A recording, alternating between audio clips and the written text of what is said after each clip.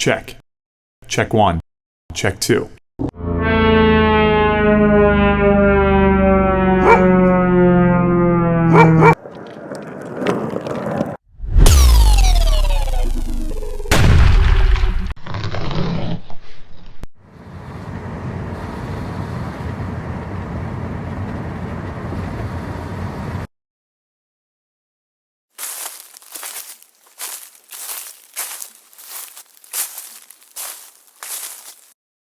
Serbest vuruş kullanılıyor.